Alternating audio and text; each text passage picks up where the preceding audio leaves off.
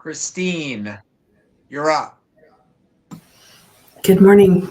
I want to know what feels effervescent and the awesome sense of, wow, this is the coolest thing I could be doing, because that helps all of us when we're going through testing our true north. And for you, I want to know what feels like oxygen in your business and a real sense of play. Just brings together this one, like it just, it's so cheesy, but everyone says like work doesn't feel like work. Sometimes it does feel like work. Like I really don't feel like working on our model at 9 p.m. at night, but like overall, like I'm just like, wow, I get to like throw parties when we have budget.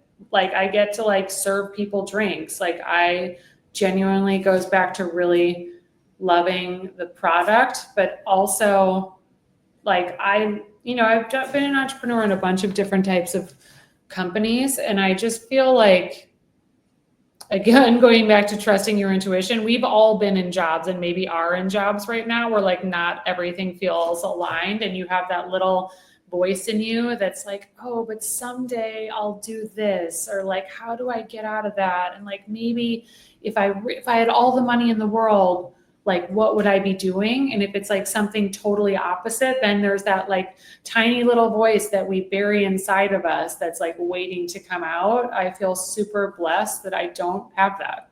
Like I have like some ideas for the future, but like I feel really grateful that I got to this point where I'm like actually where I want to be, if that made sense. It does, because I think so often we forget that we get to build our business the way we want. If it's not fun, what the heck are we doing? And I think a lot of people are stuck with what did I create and how do I shift this? And I said, if you can find a sense of play, it always rejuvenates you, always.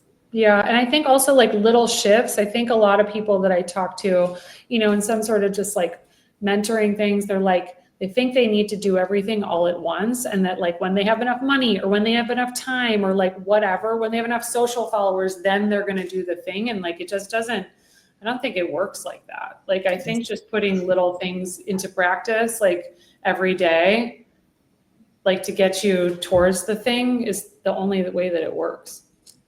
I love it. So what's your personal reward? What do you go, oh, that's a treat for me?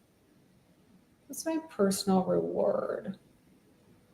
I really love good customer reviews. It really hurts my feelings when like we got a lot of bad reviews because we were like going after the wrong customers. We had these stupid ads that we were running that said sex is better on mushrooms. And it was like, we were working with this agency and we were going for shock value. And like, for the record, I do think that alcohol is the killer of good sex. And I do think that sex is better on Little Saints, but sex is better on mushrooms made it sound like we were like a sex brand and that it was like a psychedelic that was going to make sex better. And so we got a lot of reviews that were like, this doesn't do shit. I hate this. So we were getting people that like thought they were like buying some sort of like an aphrodisiac sex ad.